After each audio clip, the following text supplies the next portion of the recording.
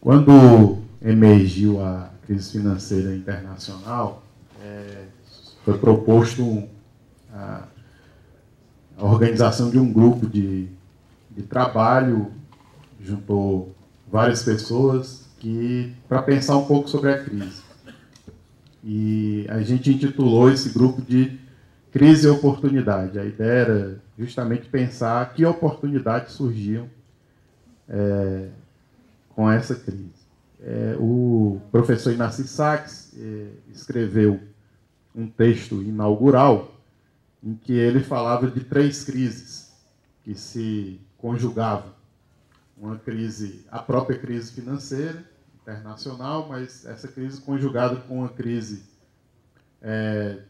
energética, vou chamar assim, a crise do padrão energético no mundo baseado nos combustíveis fósseis, e aí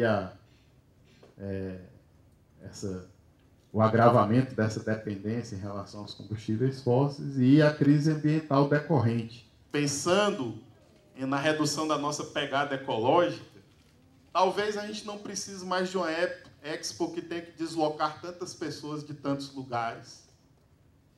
Talvez a gente possa ter um evento até com um formato menor, mas que a gente consiga transmitir o que está sendo discutido em tempo real, utilizando todos os mecanismos que a gente dispõe hoje para muito mais gente em muitos mais lugares, não só no Brasil, como no mundo. Eu acho que a gente tem esse desafio, viu, Caio, de pensar uma próxima Expo com uma pegada ecológica menor e com a capacidade maior de difusão do seu conteúdo, do seu debate, expandindo as nossas fronteiras para muito além dos centros de convenções das cidades que sediam o evento. Bom, se a gente estivesse em um outro período, a gente poderia dizer como transformar a Expo em um soviet, em um conselho. Mas estamos em um período diferente, eu diria que daqui para frente a gente poderia... A oportunidade é isso, pessoal, é a democracia. Como é que a gente faz dentro do esgotamento radical de um modelo? Como é que a gente faz para pensar e também produzir outras trajetórias? Aí eu tenho uma proposta que seria aquela de transformar a Expo, na sua afirmação em 2010 na Cidade Olímpica. Por exemplo, o que significaria uma Expo Brasil que seja uma Expo do devir Brasil do mundo? E uma Expo que se tornasse como que uma bolsa do comum, pois que as bolsas dos valores não conseguem mais encontrar o padrão de valor a partir do qual se reproduzir. Seria legal. E, desse ponto de vista, a Expo se propor muito além da rede já potente que ela mobiliza, mas, por exemplo, se conectando com redes que tem tudo a ver com o que se discute aqui, o que se apresenta, o que se mobiliza, por exemplo, a rede ligada ao movimento dos pontos de cultura, por exemplo, né? Os pontos de mídia.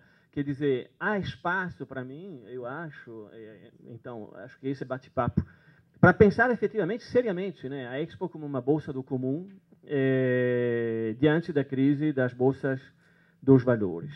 Quem cuida da produção está criando também formas novas de relação social, formas novas não só de produzir, mas de transformar a produção. Na comunicação, a mesma coisa. O fenômeno que a gente tem é o declínio da mídia centralizada, tanto financeiro, quanto em termos de tiragem, quanto em termos de credibilidade, e as pessoas buscando aquele tipo de comunicação que é mais horizontal, mais em rede e mais democrático, no sentido de não depender de um pequeno número de transmissores. Eu acho que nós estamos nesse contexto de mudança, ao mesmo tempo que temos um desafio planetário crítico, e realmente crítico, e terrivelmente crítico, né? E nós temos um poder de empresas transnacionais que estão navegando nisso, né? E que são essencialmente, hoje, não multinacionais produtivas, mas sim multinacionais essencialmente em intermediação. A Nestlé não produz nada, não produz papinha, não produz chocolate, não produz coisa nenhuma. A Nestlé é uma holding financeira que contrata empresas para fazer coisas. Né? Certo? Todos os grandes grupos, o Fortune 500, são os megagrupos de intermediação, ou controlam informação, ou controlam finanças, ou controlam recursos naturais dos quais se apropriam e que nunca precisaram produzir. Certo? Então, de certa maneira, um deslocamento de poderes, e, a meu ver, esse resgate do poder local é onde a gente pode recuperar as rédeas, porque no nível local a gente pode se organizar, pode começar a funcionar. Né? Eu fico muito feliz, digamos, com esse tipo de iniciativa, com esse cruzamento. Eu acho, sim, que a reunião presencial periódica nossa é vital, e o trabalho que o Caio tem feito nesse sentido é imensamente importante, porque a gente tem que se ver, tem que se tocar, tem que bater o papo, enfim, tomar café junto, enfim, ficar sentado no fundo da sala criticando o cara que está falando, né? Enfim, essas coisas agradáveis. Né? Isso é eminentemente saudável e humano. Mas temos, sim, que agregar a isso, né, um sistema online permanente. Eu gostaria muito que vocês se interessassem por esse blog Crise e Oportunidade, o Juarez está mencionando. Basicamente, nós temos um grupo que está tocando, empurrando essa coisa, ou seja, nós estamos pegando as macro tendências críticas do planeta e as diversas... só para dar um exemplo para vocês, há 3 dias atrás, a Hazel Henderson me mandou um texto dela de 3 páginas, pegando um negócio super simples.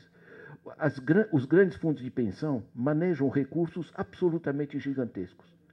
E como eles têm processos de decisão coletivos, está sendo viável convencer alguns desses grandes fundos de que, em vez de investir com Goldman Sachs e outros pilantras, passar a investir em setores que geram empregos verdes e alternativas energéticas e novos paradigmas energéticos produtivos.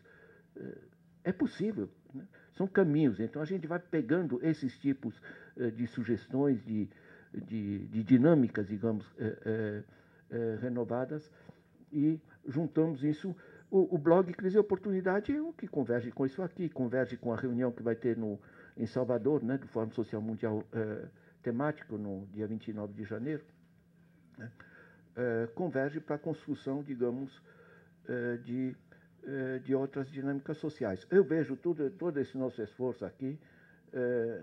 Gente, eu viajo bastante, entende? O planeta todo está discutindo. Tá? Isso é novo. Né? As pessoas realmente estão começando a pensar. Né? Nós aqui, tocando nessa bolinha, né, estamos fazendo a nossa parte. Né?